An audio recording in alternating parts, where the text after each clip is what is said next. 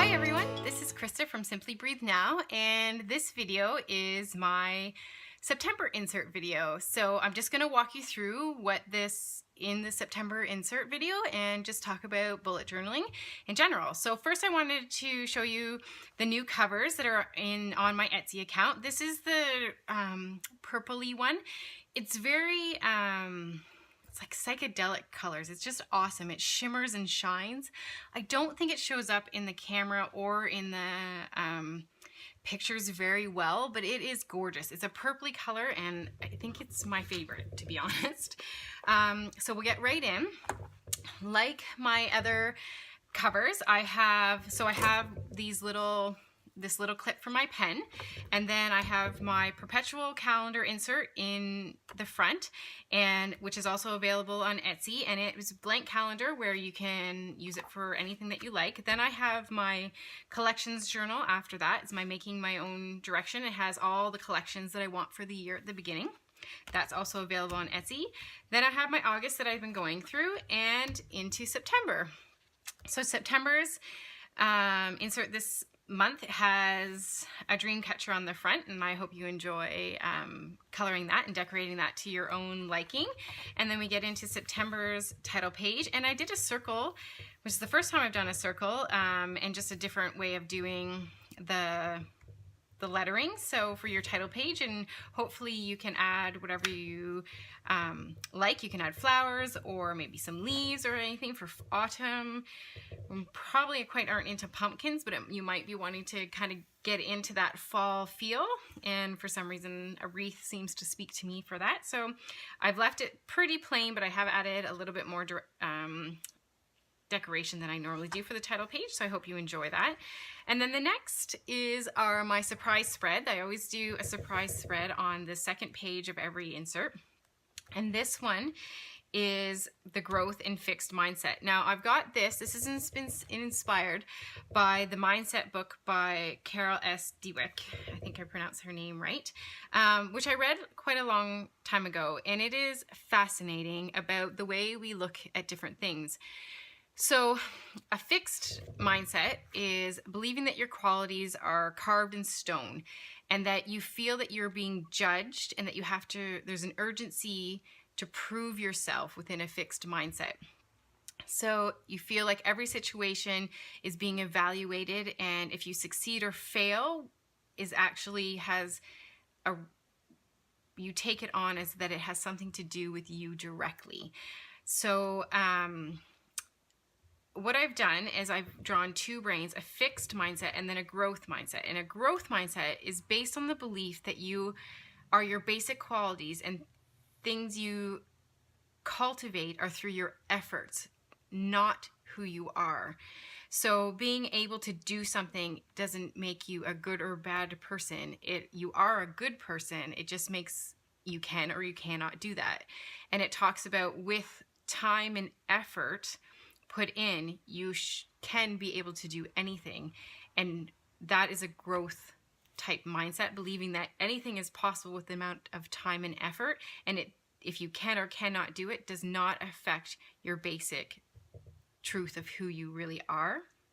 So promoting a growth mindset within yourself, within your family, within your children, obviously is a better way of building self-esteem and going through life than feeling that everything that you do is being judged, and therefore you are good or bad depending on how you perform.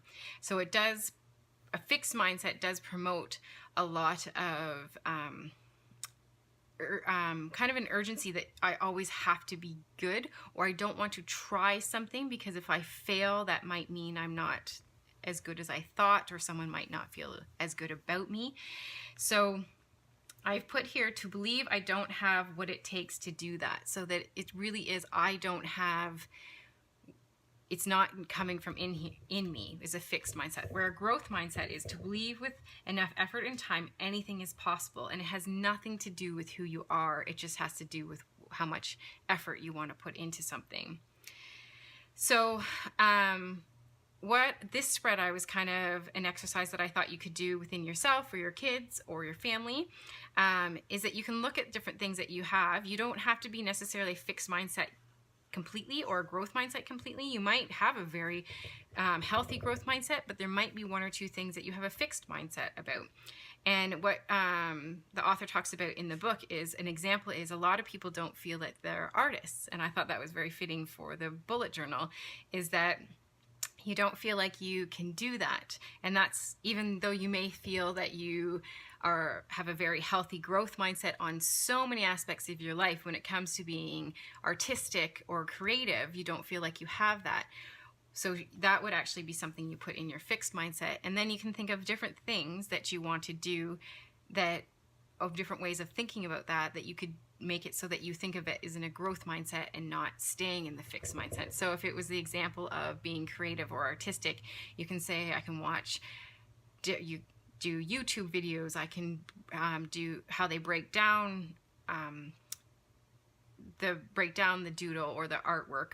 I can take an art class. I can talk to other people who are creative and talk about how they do it, or become very particular on watching details. That would help me be more creative or more artistic. And that's, so the way I did it with my kids with this spread is that we talked about all the things that they thought that they know that they're good at and that they've worked hard at, so they feel good about it, what they've done, and that they know that when they've put a lot of effort in, lots of things have changed. So where they've seen that they've had a growth mindset. And then we talked about things that they feel like they can't do, and that no matter how hard they try, they just seem to can't do that well. And also that how it makes them feel. So really picking out the part where it's making them feel like they're not good enough. And then what we did is we put an arrow into the growth mindset, and then we talked about all the different things we could do to change and reframe that activity that they kind of are stuck on with their fixed mindset. So I hope you enjoy that. I hope that it's really insightful. The book is fantastic if you want to have a read. So again, it's Mindset, The New Psychology of Success by Carroll S. Dweck. It does talk about parenting, business, school, and relationships in all the growth and the fixed mindset in all 4 areas. Tons of research and examples. I really, really enjoyed reading it. So yeah, that's for that. Then we go into the typical pages that are in all inserts, which is our memories page, where you can add doodles or different words or different things on what has happened in the month of September, and then your currently list. Then we have the goals or projects spread, where you put the different things that you want to work on this month, and you break them down each week into smaller steps, with the idea that when you have a big goal but broken down into small steps, it's more achievable, and that you actually at the end of the month feel like you're closer to being successful, if not successful, in completing your goal. I've left some room for some quotes or some different doodles or notes or different things. Then we have our calendar for September, typical calendar, and then a little bit of room for doodling or washi tape and some notes if you like. Then we have our habit tracker. So the habit tracker, the way it works is you add the days of the week at the top, and then you add the different habits that you would like to track down this side. I have done a video on how to use Zentangle to fill in your tracker if you like, or you can just do an X or color the boxes. And the way a habit tracker works is you put something that you would like to track. So that could be either something that you want to see if you're doing enough in a day. So some people will be like, how much water do I drink, or how often do I floss my teeth at night or in the morning. So if you do it, you would cross off the box. Some people like to do it, and I want to know, I want to be better at something, so I want to make sure that every single day I wash my face morning and night. So they might put that, and then every day that they do it, they would see that, yes, I'm trying to do it every single day. Where something like, say, I don't know how often I floss my teeth, so I'm not going to change my habit. I'm actually just going to keep track of how often I do it. Oh, I do it every other day. Okay, I would like to change it to every day. But be aware, when you start tracking something, you do change your habit without actually realizing you're changing your habit, and that's just the nature of being human. Then there's also a sleep tracker, and again, I'm a big believer in sleep and big believer in making sure that you get enough sleep. So tracking your sleep does help you get into bed a little bit earlier, possibly, and get enough sleep.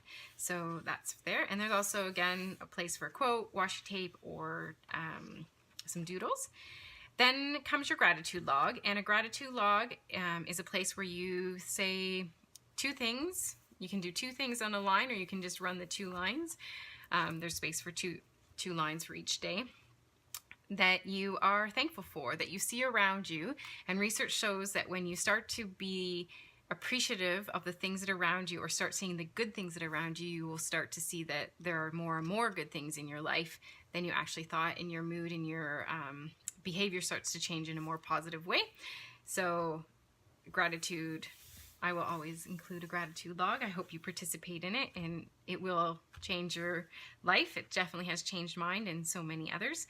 Again, there's more space for doodles, coloring, all types of things. So the mood tracker this month is butterfly, and the reason I put the butterfly in is because my family actually rears, I guess, and tags monarch butterflies for the migration through North America. So we are in southwestern Ontario, and the monarch butterflies migrate down to Mexico. And so in August, in late August and September, the monarchs that are growing through those weeks are actually of the super generation, and they live, this is amazing, they live from the time they are born in southwestern Ontario, and they can make it all the way to Mexico. So we tag them with little tags on their wings, and then if they are found anywhere, it goes into a database that is kept within North America, and they can see where the monarchs are dying or what's happening to them, and they can keep track of the migration patterns. It's phenomenal, amazing, and all my kids are involved. My mom and dad are involved. It's a huge thing. So you get a habit tracker that is a monarch butterfly this month. And so it you can use it colors, or you can use a Zentangle if you wanted for the different wing patterns. I think that'll be pretty fun, and I think it will turn out beautiful. Then after that comes your financial report. It's just a simple over idea of what's happening every month with your finances. I hope that if you've been following along through the year, that you are finding this helpful, and that it is, again, when you start tracking something, you make changes without even realizing it, and that you are starting to see some changes, and hopefully positive changes, in your financial world. Then comes a blank page in case you wanted another spread of some sort before your weekly and daily hybrids. So I started doing these in July, where you get your month at a glance, but you also get enough room to write, hopefully, your daily in here. So an example of this is my current week. So we are in August, the week of August 13th. So this is mine filled out, and today is Friday, so it's pretty full. But what I do is I put the things that I have at the beginning of, on Sunday, I sit down and draw this out, and then I put all the things that I know are happening in the week, and then I come back on the night before, and I will look, and I'll be like, okay, so Monday's coming up, I need to do this, this, and this, and I write my task list, and then I, at the end of the day, I come back and I do my completing and migrating, which I'll talk about in a minute, and every day I do another the next day. So, and I also, there's space over here that you can fill in different things, and I have your menu and more space. So I use this of what week it is and my focus for the week, and then I use this for my errands for the week, because I usually have a lot of things to do, and I don't know which day it's going to happen, so I like to just kind of write, like, when you're out, think about, you could also do a side run here. As a mom, I think you're always trying to, like, negotiate how you can get everything throughout the day, or throughout the week, so that's where I do that. And I also add my weather. So you would add your days of the week and then fill everything in. So I'm just going to flip this out. And you can see it, yeah. So the way the bullet journal works by Ryder Carroll, it's an analog system, and you write down everything that you're going to do within that time period. So this is a day time period, so you write everything, every task that you'd want to do, and you highlight that with a dot. If it's an event, you can write it with a circle, and the circle allows you just to show you that it's a time sensitive task. It's not just a task that can be done anytime in the day. So you write those down, and at the end of the time frame that you've written those on. So here would be a day. At the end of the day, you would come back and you would mark and you would evaluate how you've done and reflect on it. So you would, if you felt like you completed the task, you would put an X through it. Sometimes you will see people just put one side of the X through it if they've started it but haven't completed it, just to say that something's happened with it, but it's not to the point where they feel it's complete. If you weren't unable to complete it, but you feel like you'll be able to do it within the next time period, so that in this spread, that could be the next day, or it could be within this week, you would put a migration arrow.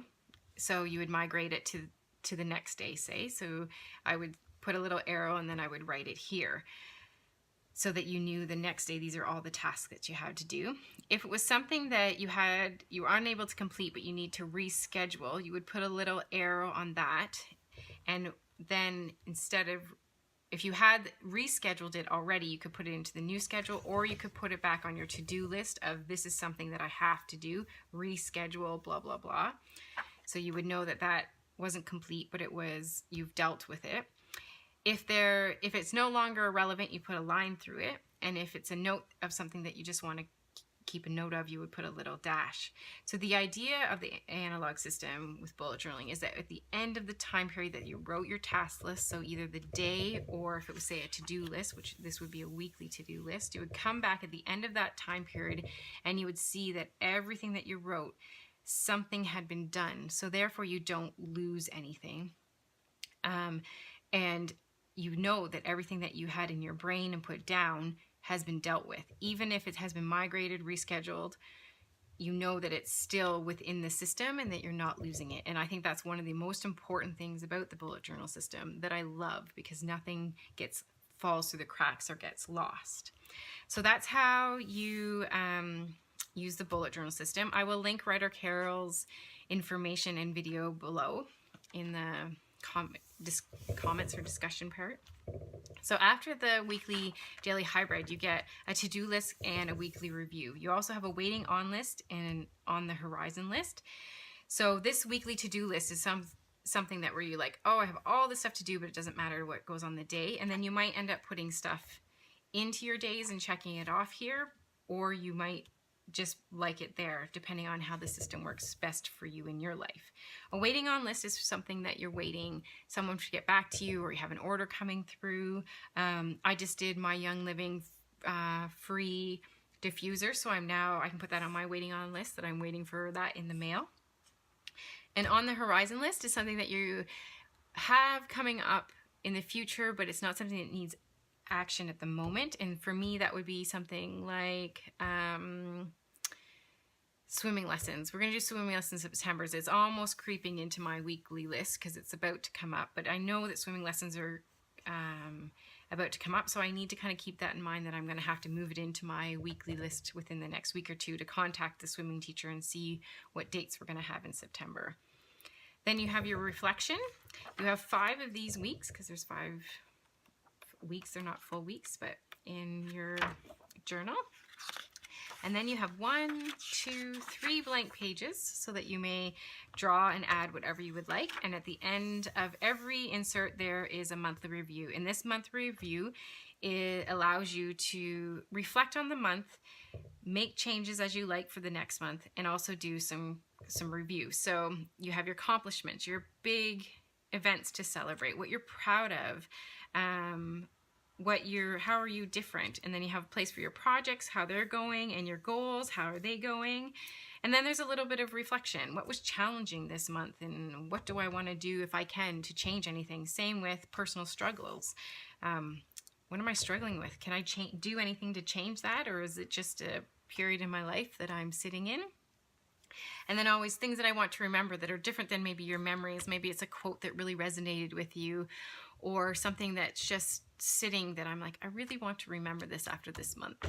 So there's your review. And then you have a half blank page, which allows you to be able to maybe put a list of things that you want in your next journal, or just a lovely doodle, or at the end of the month, you can say goodbye September, anything like that. And then that's the end of it. And there's a little feather at the bottom here where you can color. So that's my October insert. It's also available on Etsy if you haven't got yours already. So I will link at the Etsy below. And yeah, so I think if you have any questions or comments, please put them below. I've been really enjoying being part of the discussion. I've had a lot of beautiful comments and questions, and it's been really fun. So continue to do that, and I hope this was helpful. And if you have any feedback on any of the spreads, I would love to hear them. And if there's any spreads that you would like to see in future journals, I am starting to work on January's 2019. So if you want to see something different in there, let me know. Thanks for joining me.